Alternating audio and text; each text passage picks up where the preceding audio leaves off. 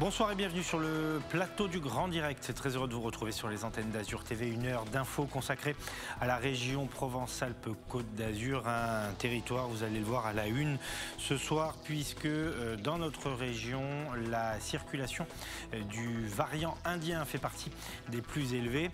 Nous en parlerons dans quelques minutes avec le docteur Annie Lévy-Moniconacci. Faut-il s'inquiéter? Comment bien se protéger durant l'été alors que le pays se déconfine?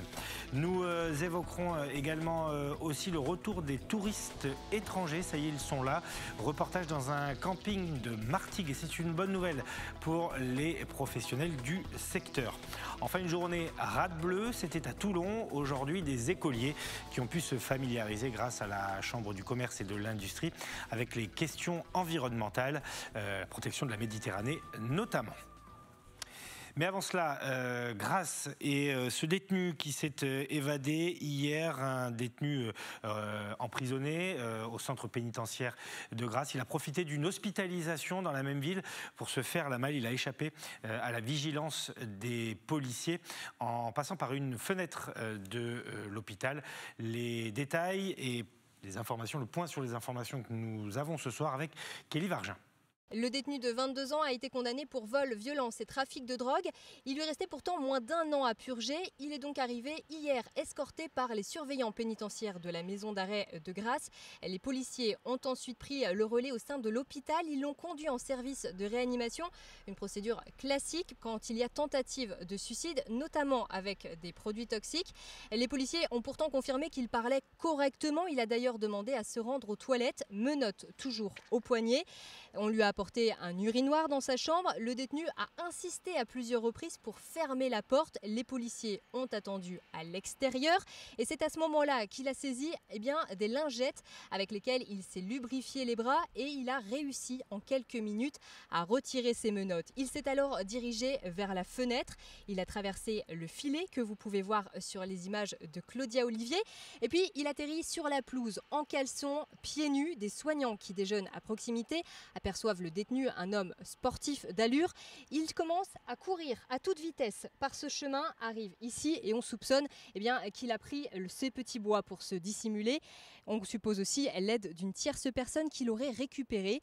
Laurent Martin de Frémont du syndicat Unité SGP Police nous en dit plus sur les moyens mis en place. Le profil de l'individu qui a déjà été étudié, le parcours, on cherche à savoir où il habitait, enfin bref. Autant ça s'appelle des investigations classiques qui nous mèneront, je le pense, jusqu'à cet individu, à moins que de lui-même, d'ailleurs, lui-même se rende. Parce qu'encore une fois, on n'a pas affaire manifestement à un dangereux détenu. Il n'est pas très âgé, donc il y a encore une possibilité pour lui de se rendre de manière très claire. Il écopera certainement d'une peine moins lourde s'il se rend que s'il ne se rend pas. Donc, il a tout intérêt à se rendre dans les heures à venir. Il y a 2 mois, le détenu avait déjà été transféré dans ce même hôpital, semble-t-il encore une fois pour un motif simulé. Il avait un comportement très étrange selon les policiers sur place. Il avait observé avec attention le moindre détail et posé beaucoup de questions. Lorsqu'on a affaire à des individus qui sont susceptibles de prendre la fuite, on va avoir un regard encore plus insistant, encore plus appuyé. Et cette information n'est jamais parvenue jusqu'aux effectifs de la police nationale. Hors de question de faire porter le chapeau à la police nationale. Encore une fois, ce serait bien trop facile. Voilà pour le point donc de Kelly Vargin et de Claudia Olivier. Je vous le disais en titre, la région Provence-Alpes-Côte d'Azur fait partie des régions les plus touchées en France par le variant Delta, que l'on appelait auparavant le variant indien.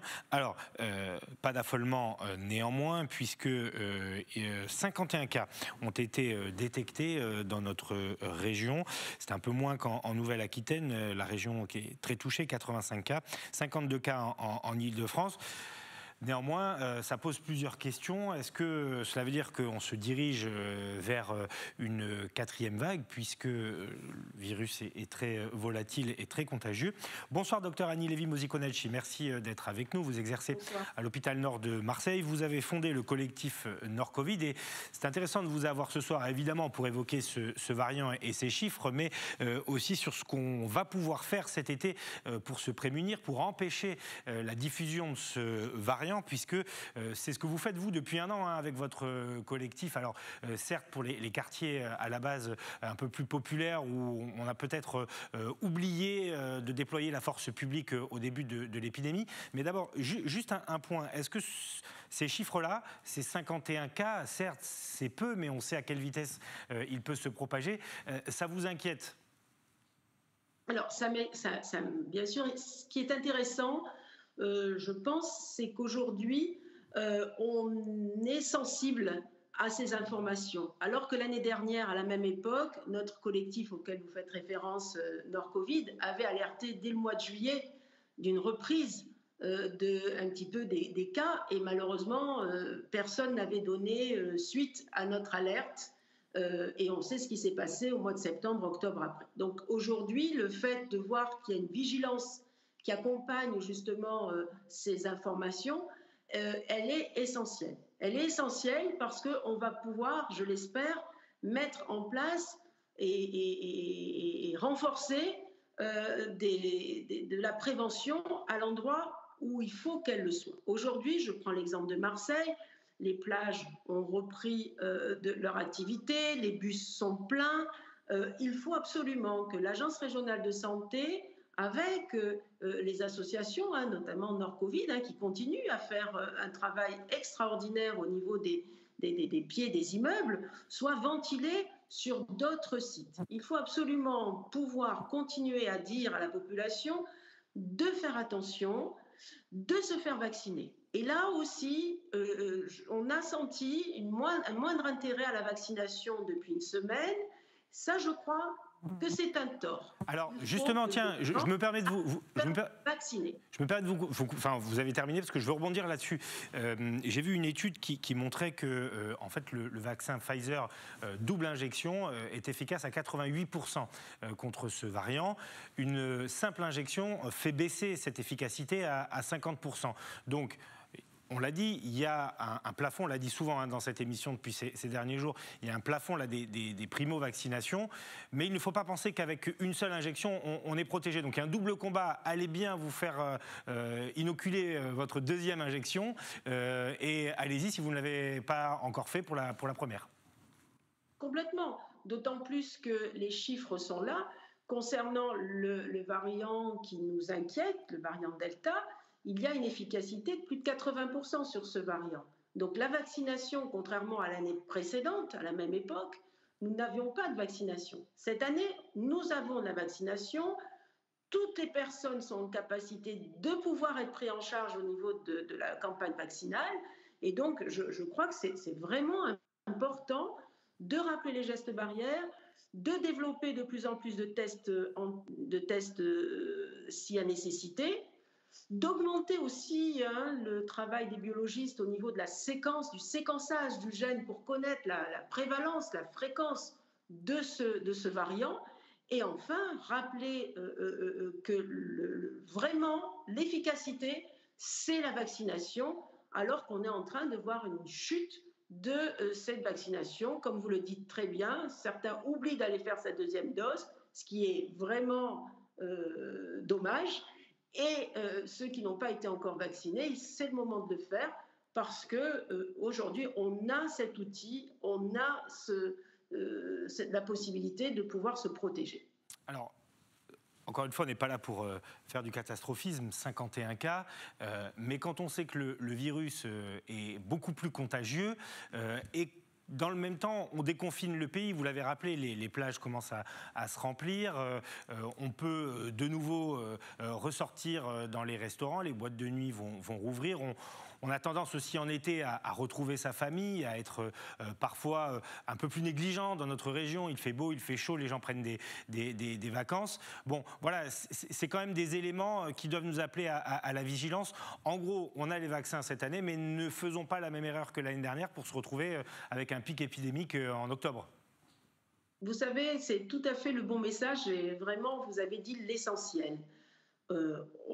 On doit prendre en compte que ce virus, il circule avec la population. Voilà, c'est nous qui le faisons circuler. Il ne circule pas tout seul. Et comme vous l'avez dit, nous sommes revenus à une vie quasi normale. Donc, ayons en tête que c'est nous qui faisons circuler le virus, et plus on sera vacciné, moins il aura une efficacité à pouvoir se propager. Et c'est ça notre seul élément aujourd'hui différent de ce que nous avons subi l'année dernière à la même époque. Donc, faites-vous vacciner, faisons-nous vacciner, poussons nos proches à le faire. La vaccination maintenant est possible même pour les sujets plus jeunes, hein, puisque même les enfants de plus de 11 ans peuvent se faire vacciner, de 12 ans. Je crois que c'est important.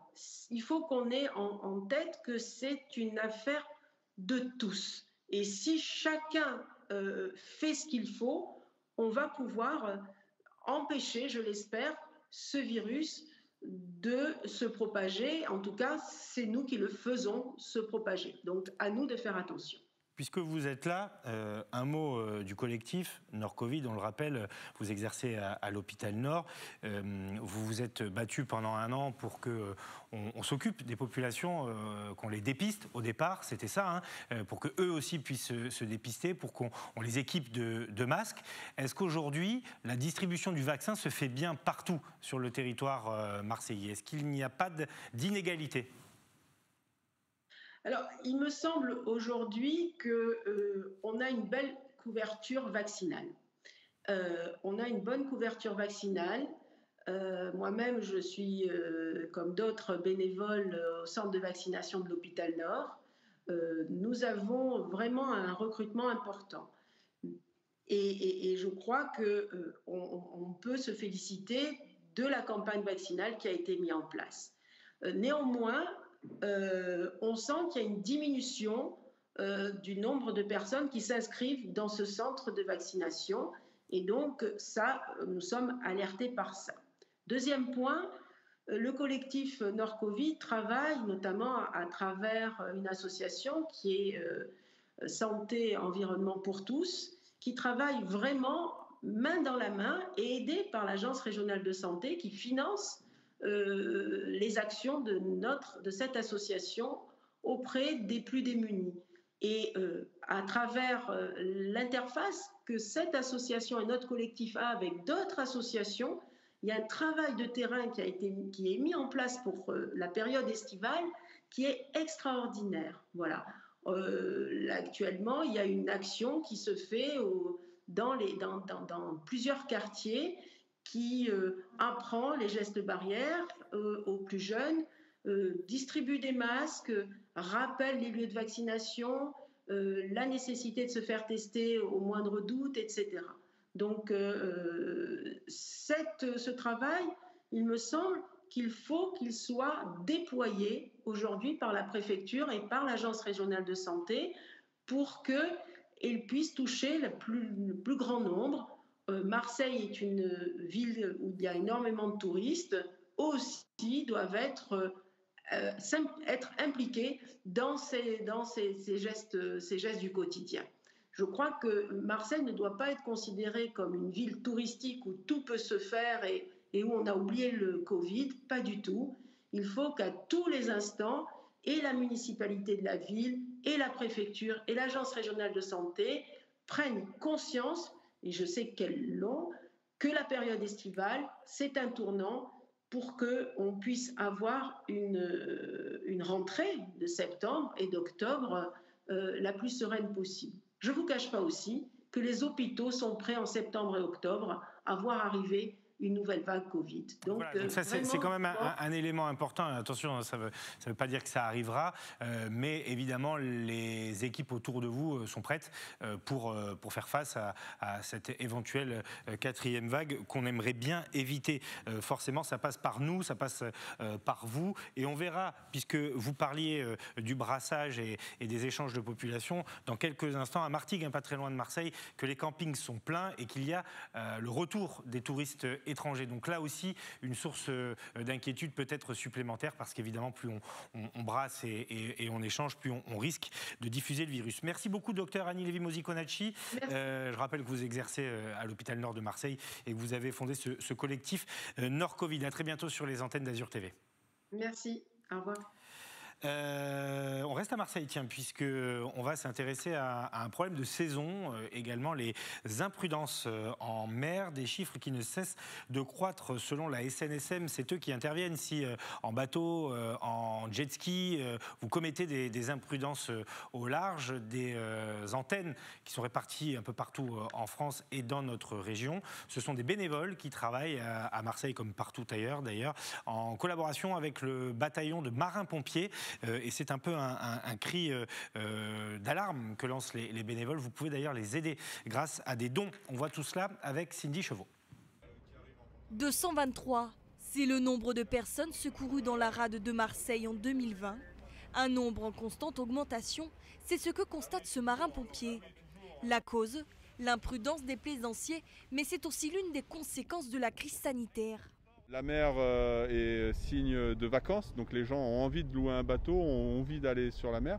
Souvent, on constate de nos interventions que par manque d'information ou par méconnaissance du milieu maritime, on avait des fois des gens qui étaient très novices et qui se mettaient en danger sans le vouloir, bien sûr. Une prise de risque en bateau, mais pas seulement. Il y a une nouvelle plaisance, disons avec les planches à voile, avec les skats, avec les paddles, les scooters.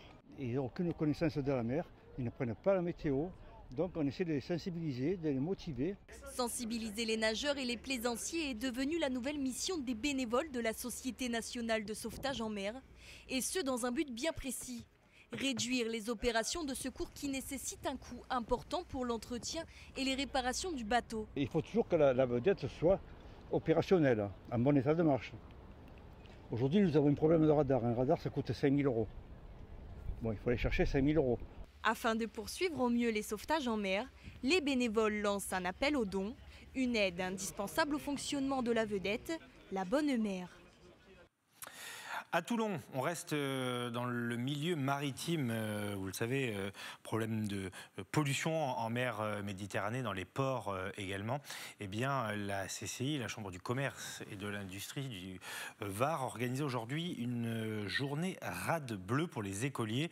De quoi les sensibiliser, évidemment, aux thématiques et aux problématiques qui sont importantes dans notre région. Marion Colangelo.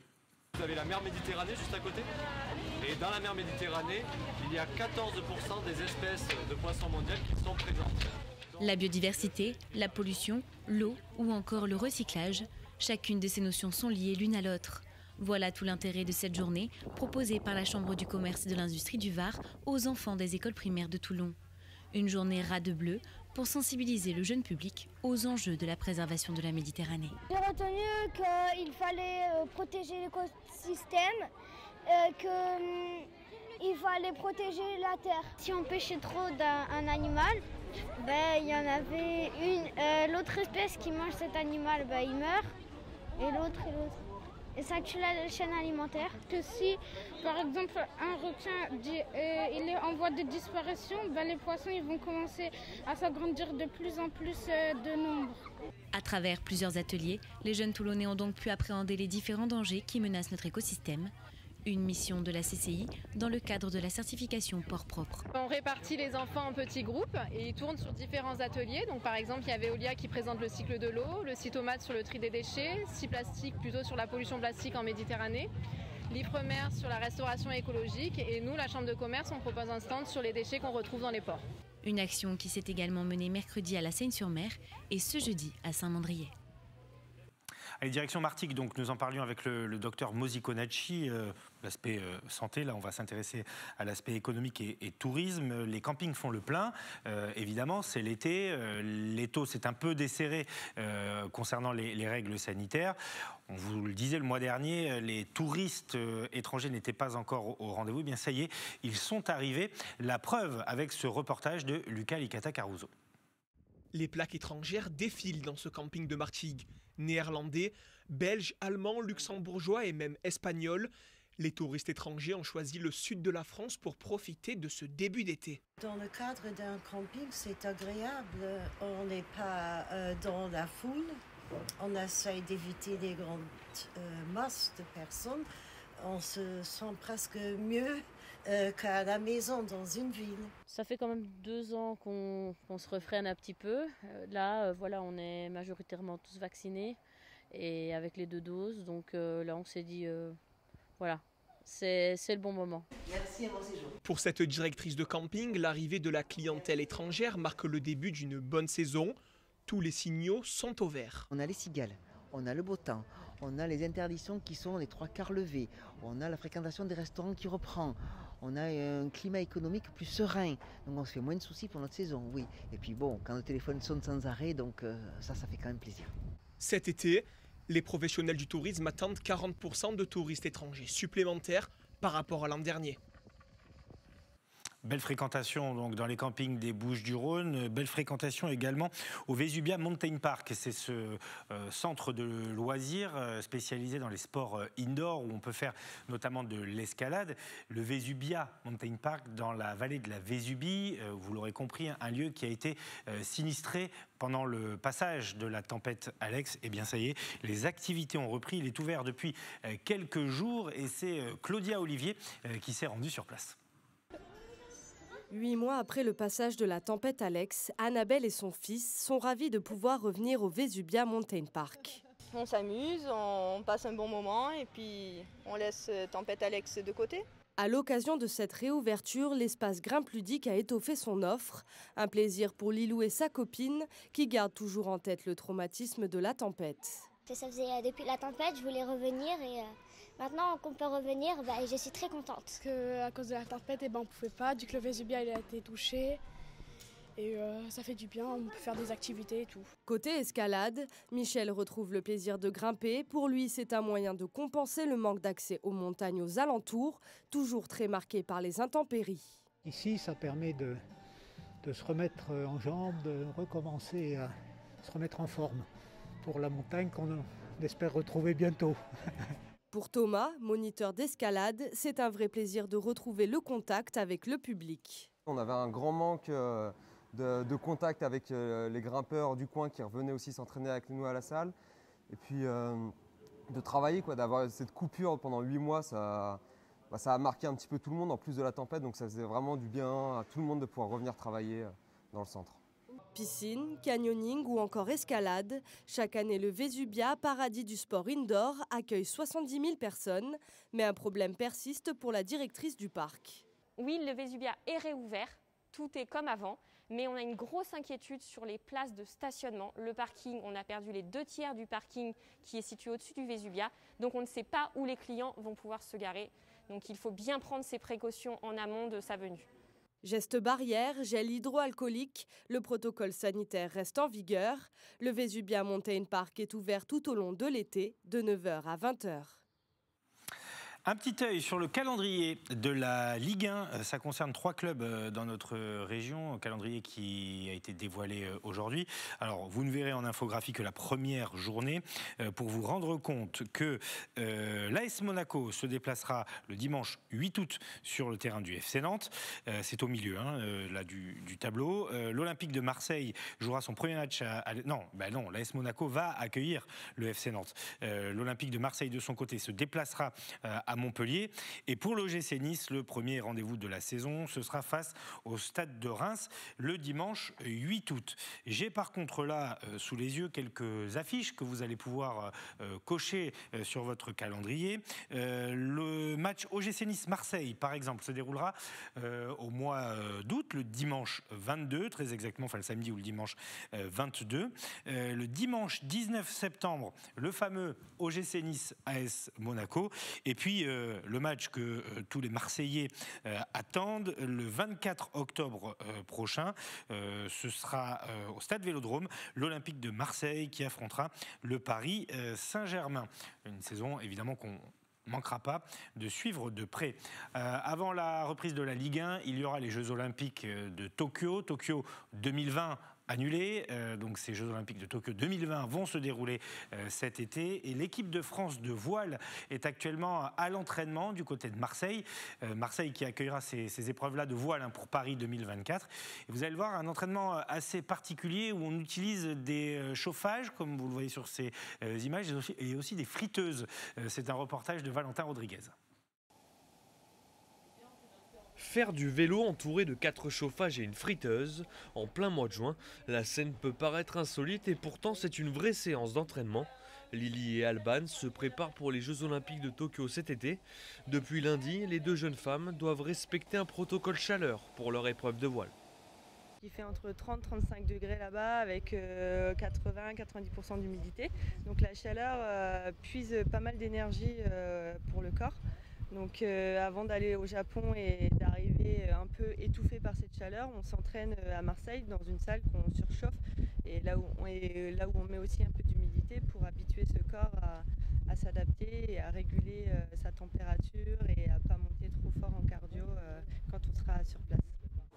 Des conditions d'entraînement difficiles, plus d'1 heure de séance sur des vélos d'appartement dans une salle surchauffée et humide.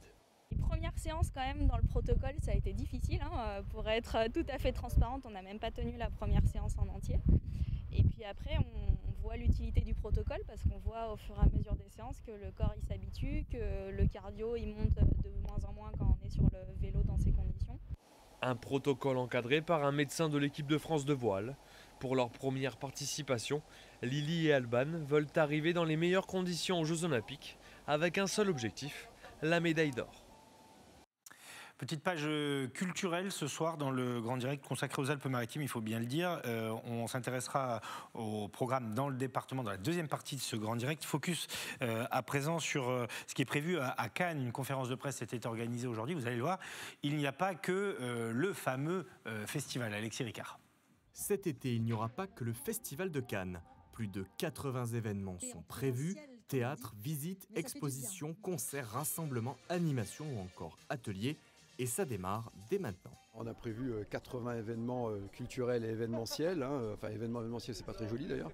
80 actions culturelles et événementielles pour participer à donner de la densité à l'offre cannoise estivale, pour également venir en soutien à l'activité touristique et à toute la chaîne professionnelle impactée, les hôteliers qui ont été très impactés, les plagistes, les restaurateurs, les transporteurs, les taxis, etc. Donc c'est une logique de cohérence, de destination. Et avec volontarisme, la volonté de se retrouver, de se réunir, d'échanger. Parmi les temps forts, le festival pyrotechnique fera son grand retour le 14 juillet.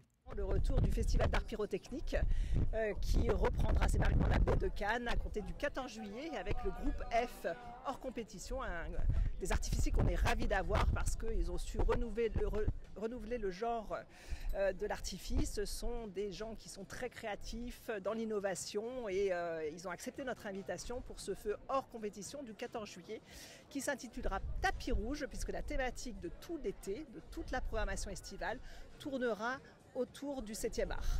Mais ce retour à la vie d'avant s'accompagne tout de même d'un protocole sanitaire strict, port du masque obligatoire pour tous ces événements. Mais on avait déjà anticipé une programmation dès le mois de janvier sur la terrasse avec des concerts numérotés, assis et une jauge limitée à 1000. Donc le pass sanitaire ne sera pas obligatoire.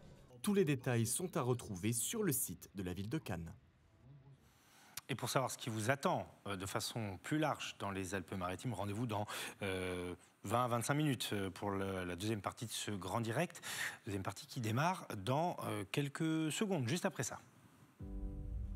Pour vous informer au plus près de chez vous, Azur TV devient BFM Marseille-Provence, Toulon-Var, Nice-Côte d'Azur.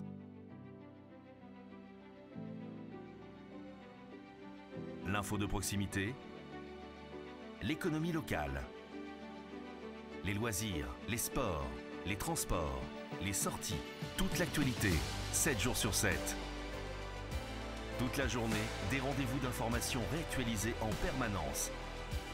Avec le Grand Journal du Sud, pour vous informer au plus près de chez vous. C'est une équipe 100% dédiée, réactive, des innovations technologiques au service du direct. Info, météo, proximité, ce qui fait votre quotidien.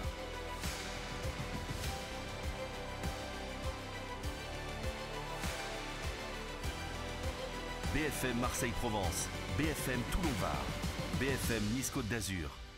Disponible sur tous les supports.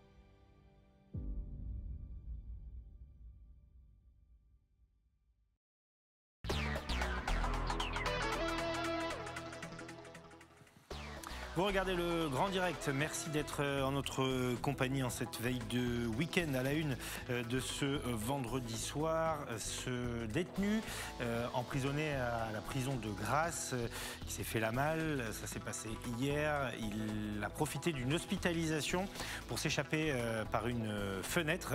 Le récit des faits dans quelques instants. Marseille, trop d'imprudence en mer. Alors Marseille, mais pas seulement, vous le verrez. La SNSM qui intervient pour aider les embarcations en difficulté tire la sonnette d'alarme tant sur les comportements que sur sa situation financière. Elle a besoin de vous car ce sont des bénévoles qui accomplissent cette mission aux côtés des pompiers. Et puis la journée Rade Bleue, là aussi on parle de la Grande Bleue, la Méditerranée. Des enfants toulonnais ont été sensibilisés aux problématiques environnementales qui sont de plus en plus importantes sur nos littoraux. Il s'est échappé alors qu'il avait été hospitalisé pour une tentative de suicide à l'hôpital de Grasse, un détenu de la maison d'arrêt de la même commune est donc toujours recherché, activement recherché par les policiers. On fait le point sur les éléments de l'enquête et sur les circonstances de cette évasion avec Kelly Vargin et Claudia Olivier. Le détenu de 22 ans a été condamné pour vol, violence et trafic de drogue. Il lui restait pourtant moins d'1 an à purger. Il est donc arrivé hier escorté par les surveillants pénitentiaires de la maison d'arrêt de Grasse. Les policiers ont ensuite pris le relais au sein de l'hôpital. Ils l'ont conduit en service de réanimation. Une procédure classique quand il y a tentative de suicide, notamment avec des produits toxiques. Les policiers ont pourtant confirmé qu'il parlait correctement. Il a d'ailleurs demandé à se rendre aux toilettes, menottes toujours au poignet. On lui a apporté un urinoir dans sa chambre. Le détenu a insisté à plusieurs reprises pour fermer la porte. Les policiers ont attendu à l'extérieur et c'est à ce moment-là qu'il a saisi des lingettes avec lesquelles il s'est lubrifié les bras et il a réussi en quelques minutes à retirer ses menottes. Il s'est alors dirigé vers la fenêtre. Il a traversé le filet que vous pouvez voir sur les images de Claudia Olivier et puis il atterrit sur la pelouse en caleçon, pieds nus. Des soignants qui déjeunent à proximité aperçoivent le détenu, un homme sportif d'allure. Il commence à courir à toute vitesse par ce chemin, arrive ici et on soupçonne qu'il a pris ses petits bois pour se dissimuler. On suppose aussi l'aide d'une tierce personne qui l'aurait récupéré. Laurent Martin de Frémont du syndicat Unité SGP Police nous en dit plus sur les moyens mis en place. Le profil de l'individu qui a déjà été étudié, le parcours, on cherche à savoir où il habitait, enfin bref. Autant ça s'appelle des investigations classiques qui nous mèneront, je le pense, jusqu'à cet individu, à moins que de lui-même d'ailleurs, lui-même se rende. Parce qu'encore une fois, on n'a pas affaire manifestement à un dangereux détenu, il n'est pas très âgé, donc il y a encore une possibilité pour lui de se rendre de manière très claire. Il écopera certainement d'une peine moins lourde s'il se rend que s'il ne se rend pas. Donc il a tout intérêt à se rendre dans les heures à venir. Il y a 2 mois, le détenu avait déjà été transféré dans ce même hôpital, semble-t-il encore une fois pour un motif simulé. Il avait un comportement très étrange selon les policiers sur place. Il avait observé avec attention le moindre détail et posé beaucoup de questions. Lorsqu'on a affaire à des individus qui sont susceptibles de prendre la fuite, on va avoir un regard encore plus insistant, encore plus appuyé. Et cette information n'est jamais parvenue jusqu'aux effectifs de la police nationale. Hors de question de faire porter le chapeau à la police nationale. Encore une fois, ce serait bien trop facile. La SNSM qui intervient en mer si vous êtes en difficulté à bord d'un bateau tire la sonnette d'alarme. Beaucoup d'imprudence depuis l'année dernière. D'ailleurs, sonnette d'alarme également financière puisque ce sont des bénévoles qui accomplissent ces missions. Reportage à Marseille où la SNSM travaille de concorde avec les marins-pompiers de Marseille. Reportage de Cindy Chevaux. 223, c'est le nombre de personnes secourues dans la rade de Marseille en 2020. Un nombre en constante augmentation, c'est ce que constate ce marin-pompier.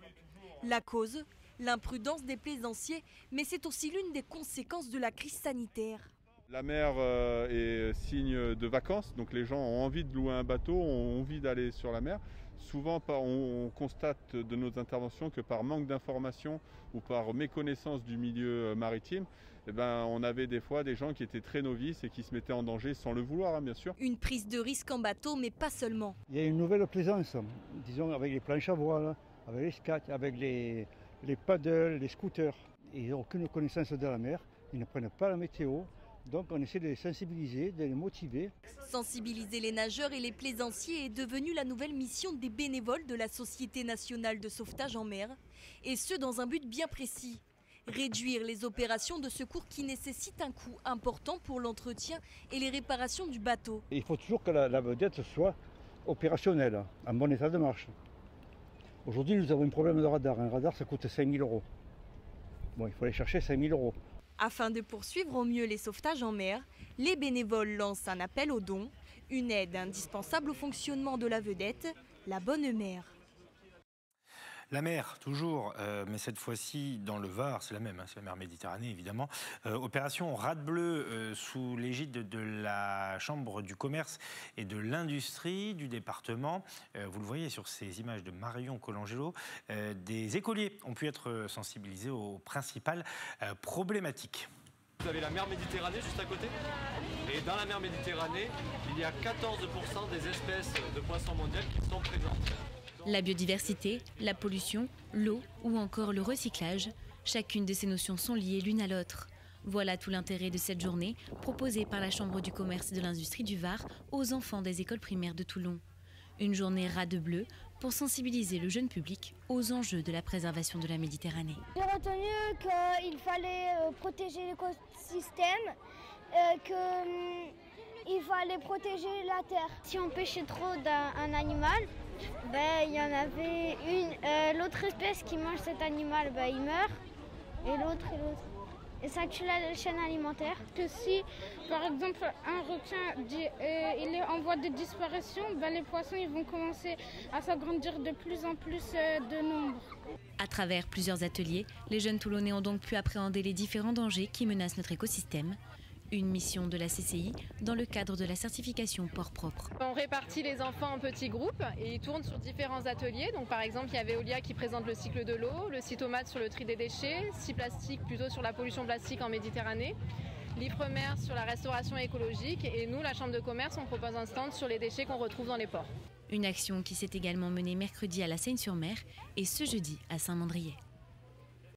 Direction Martigues. À présent, les campings font le plein et contrairement à il y a quelques semaines, les touristes étrangers sont de retour. Illustration donc avec ce reportage de Lucas Licata-Caruso.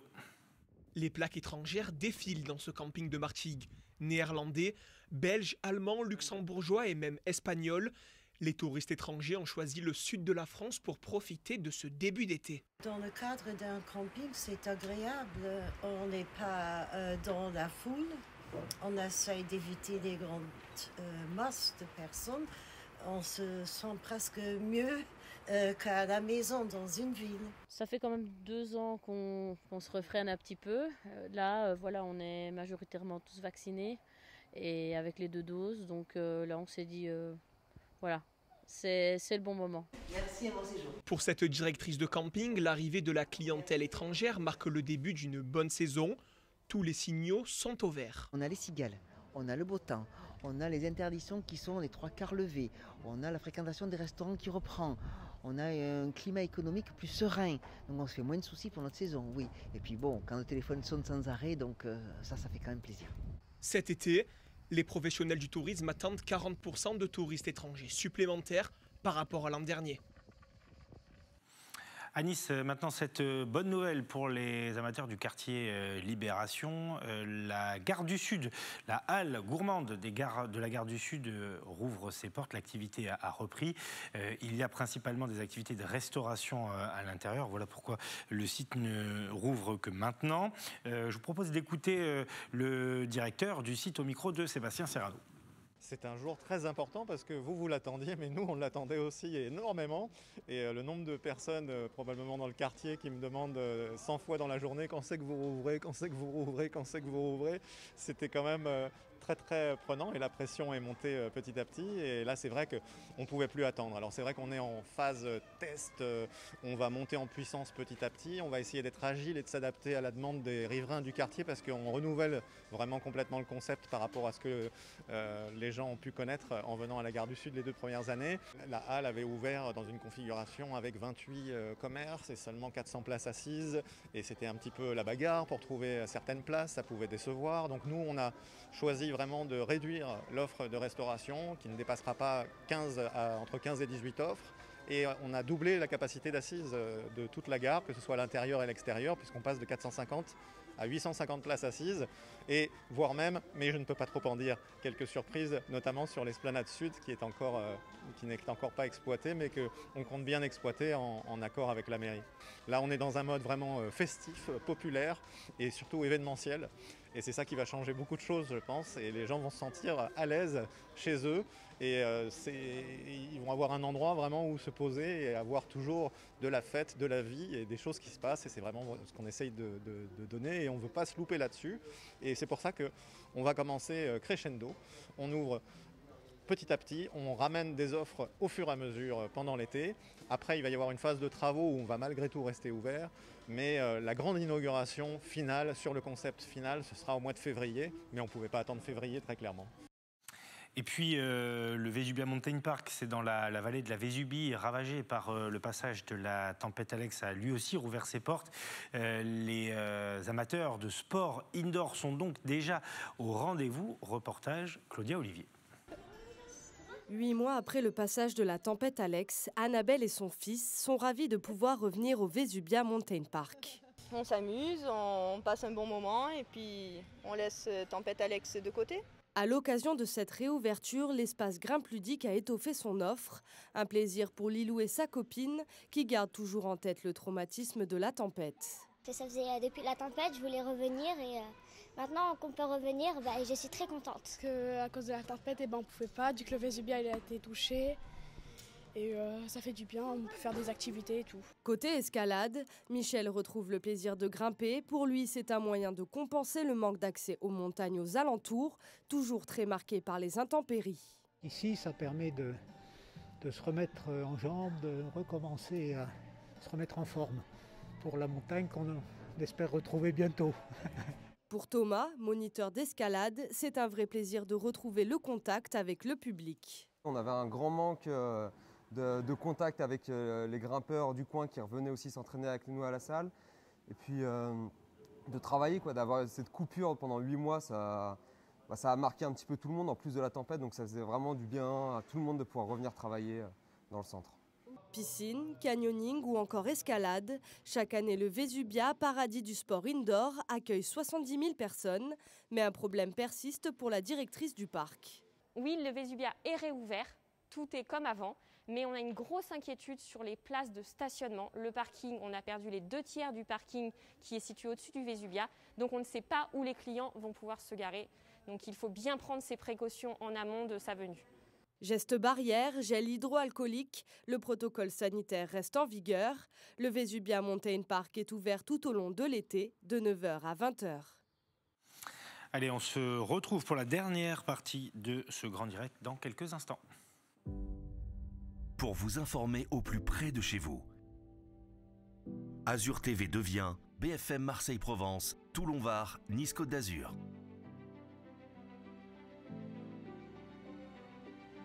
L'info de proximité, l'économie locale, les loisirs, les sports, les transports, les sorties, toute l'actualité, 7 jours sur 7.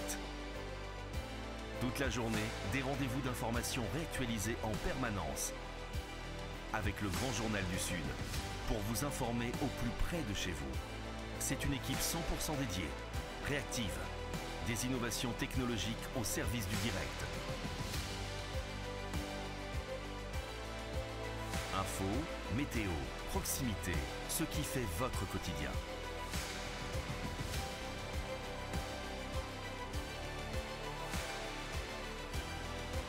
BFM Marseille-Provence, BFM Toulon-Var, BFM Nice-Côte d'Azur.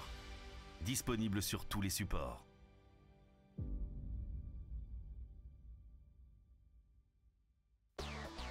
Et dans la dernière ligne droite de ce grand direct, nous évoquerons la journée mondiale contre l'abandon des animaux de compagnie. C'est demain.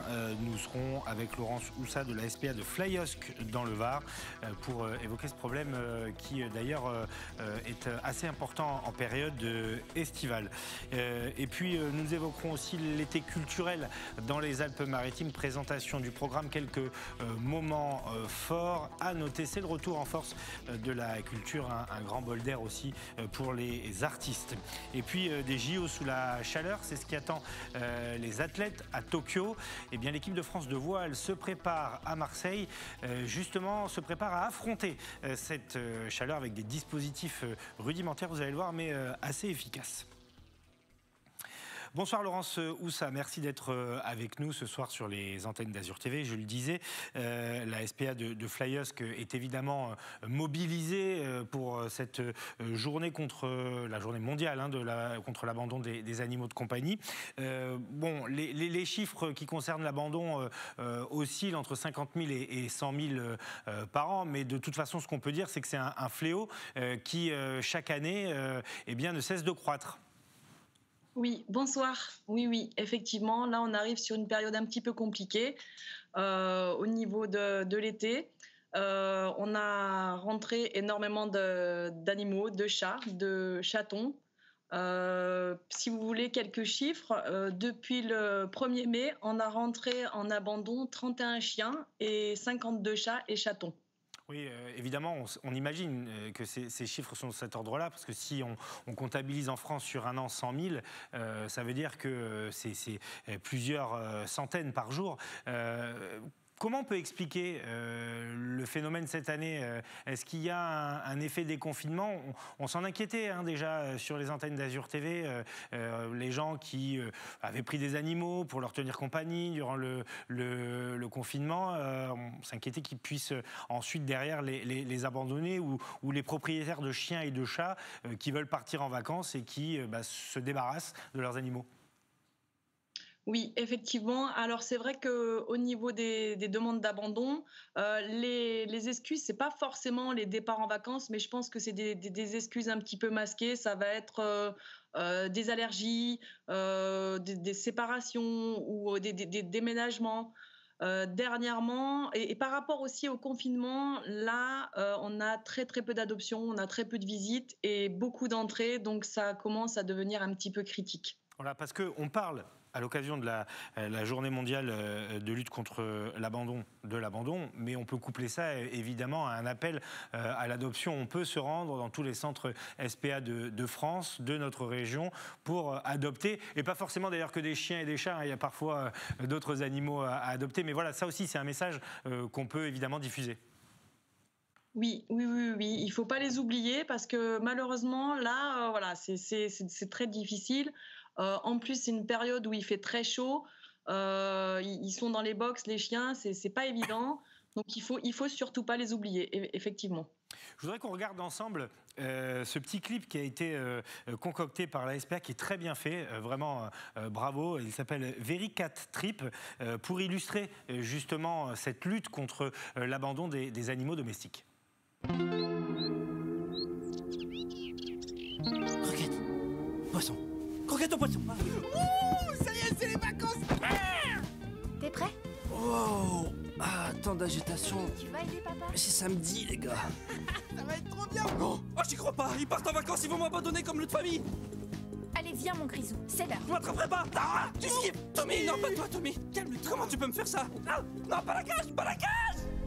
Pourquoi me sortir du refuge pour me faire ça un an après? Cette lumière, c'est la même que la dernière fois.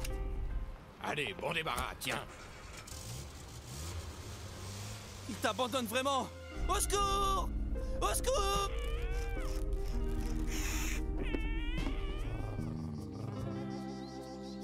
Et voilà mon grisouille, prêt pour tes premières vacances. Ça va être trop bien. Tommy, wow.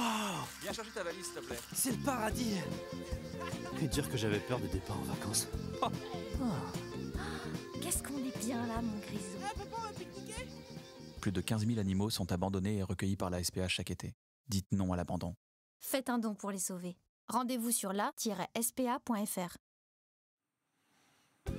Voilà ce clip donc de la SPA Very Cat Trip, inspiré du film qui ressemble comme de gouttes d'eau au niveau du titre.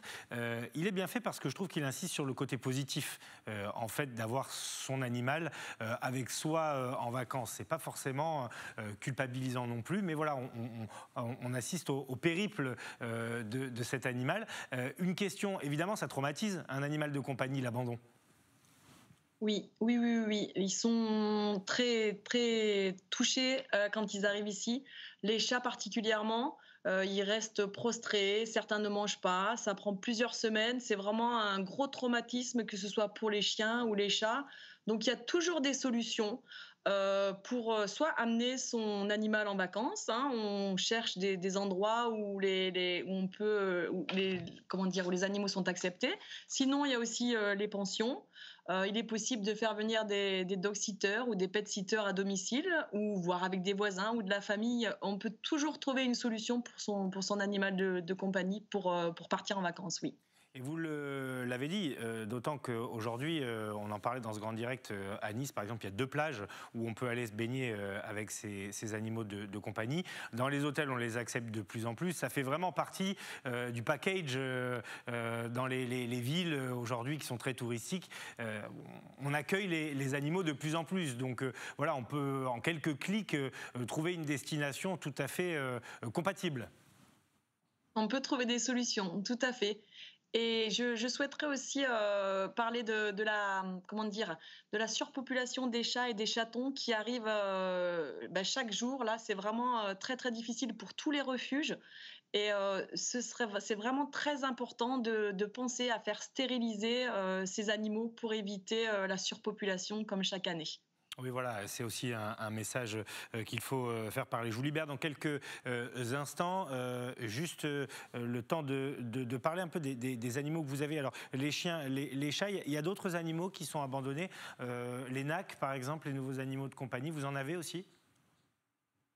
Oui, alors effectivement, on peut avoir des nouveaux animaux de compagnie. Ça va être des lapins, des souris. Là, actuellement, on a un hamster.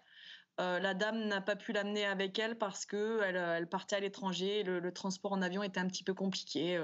Voilà. Merci beaucoup, en tout cas, Laurence Houssa de la SPA de Flyos, que c'est dans le Var. Donc demain, mobilisation mondiale contre l'abandon des animaux de compagnie. N'hésitez pas à vous adresser à vos refuges. Il y en a pas mal dans notre région si vous souhaitez adopter, plutôt que d'avoir le réflexe d'acheter un animal. Ils sont nombreux, vous l'avez dit, 50 chiens et 30 chats, ou le contraire, là, rien qu'à Flyos depuis le mois de mai. Donc c'est quand même assez incroyable. Actuellement, alors là, c'est juste les chiffres que je vous ai donnés, c'est les entrées en abandon. Ouais, c'est ça. C'est-à-dire que vous en avez plus. Donc actuellement, on a 78 chats et chatons à l'adoption et 40 chiens à l'adoption. Merci beaucoup. Je voulais vous raconter, parce que je vous tiens, une petite histoire qui nous est arrivée à nous, à la rédaction d'Azur TV. On avait un chat qui était là, qui était très docile, sociable. Regardez, on a même la photo magnifique. Et il était là, on l'a nourri, on s'est posé pas mal de questions. Et puis Théo, qui est notre ingénieur du son, s'est dit hier soir, parce que c'est arrivé hier, on va quand même passer une petite annonce sur Pet Alert, ce réseau sur Internet, où on peut retrouver les propriétaires des animaux. Eh bien, figurez-vous, dès ce matin, le propriétaire du chat, les propriétaires se sont manifestés. Ils avaient perdu l'animal depuis 1 mois. Ils ont retrouvé le chat grâce au geste de notre ingé son. On était plusieurs à vouloir le recueillir, mais lui, il s'est quand même dit, on va essayer de trouver s'il n'y a pas un propriétaire. Donc, mobilisation express. Et les propriétaires étaient ravis. Ils en ont même pleuré. Donc voilà, il y a de belles histoires aussi autour des animaux de compagnie. Et je voulais profiter de votre présence pour raconter cette histoire. Merci beaucoup, Laurence. On se retrouvera très bientôt, j'imagine, sur les antennes d'Azur TV. Voilà, bravo Théo, qui est là en régie, évidemment, qui veille au grain et qui a eu ce bon réflexe. De la culture, pour terminer ce grand direct dans les Alpes-Maritimes, programme dévoilé par le département. Il y a pas mal d'événements, 400 spectacles, si je ne dis pas de bêtises, des chiffres qui vous seront confirmés dans quelques instants par Marie Justo. L'été sera culturel dans les Alpes-Maritimes. 4 temps forts, les soirées estivales, le festival des mots, les soirées jazz art Olympia et la folie des lacs. Plus de 500 spectacles gratuits qui vont aussi permettre aux troupes, musiciens ou artistes de retrouver le public. Cette année, nous présentons un spectacle qui s'appelle La femme du boulanger, qui est vraiment, je dirais, le ciment même de la Provence. Après Don Camillo et plus de 250 représentations quand même, je crois que c'est important.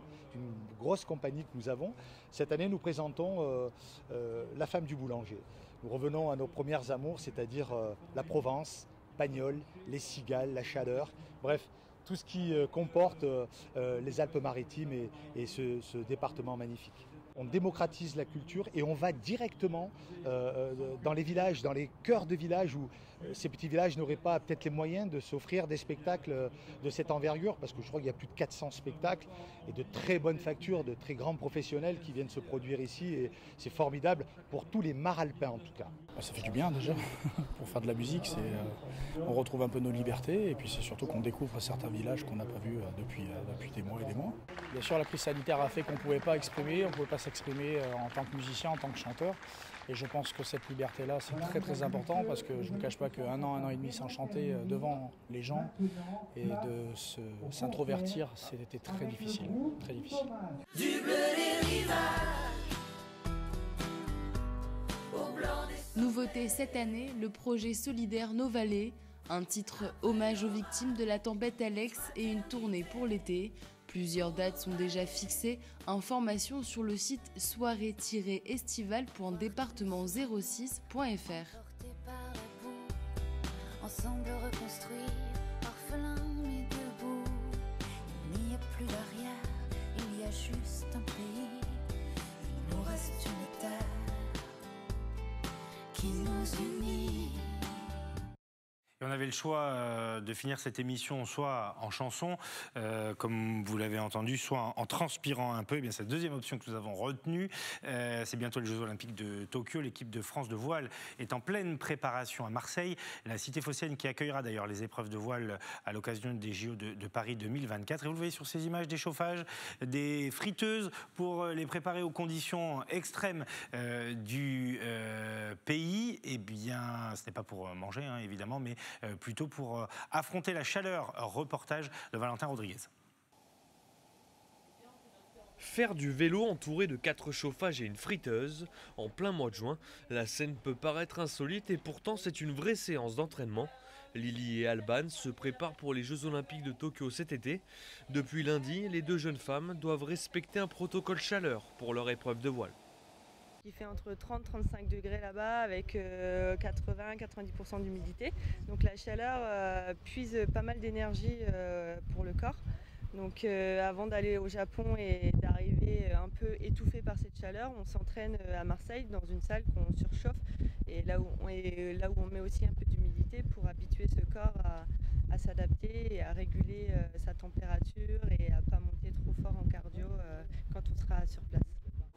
Des conditions d'entraînement difficiles, plus d'1 heure de séance sur des vélos d'appartement dans une salle surchauffée et humide. Les premières séances quand même dans le protocole, ça a été difficile. Pour être tout à fait transparente, on n'a même pas tenu la première séance en entier. Et puis après, on voit l'utilité du protocole parce qu'on voit au fur et à mesure des séances que le corps il s'habitue, que le cardio il monte de moins en moins quand on est sur le vélo dans ces conditions. Un protocole encadré par un médecin de l'équipe de France de voile. Pour leur première participation, Lily et Alban veulent arriver dans les meilleures conditions aux Jeux Olympiques avec un seul objectif, la médaille d'or. C'est bien sûr tout le mal qu'on leur souhaite. C'est la fin de ce grand direct. Merci de votre fidélité. On se retrouve dimanche soir, vous le savez, à partir de 19h30 pour la grande soirée électorale. Qui seront les présidents de département et surtout qui sera le président de la région Sud. Verdict donc en direct sur nos antennes. Merci à Thibaut Fouque, Sébastien Lyotard, Émile Barbara, Aurélien Blot, Théo Sarfati, évidemment l'ami des animaux, Philippe Codet, Céline Moncel et Stéphanie Mossman. Bonne soirée et bon week-end, à dimanche.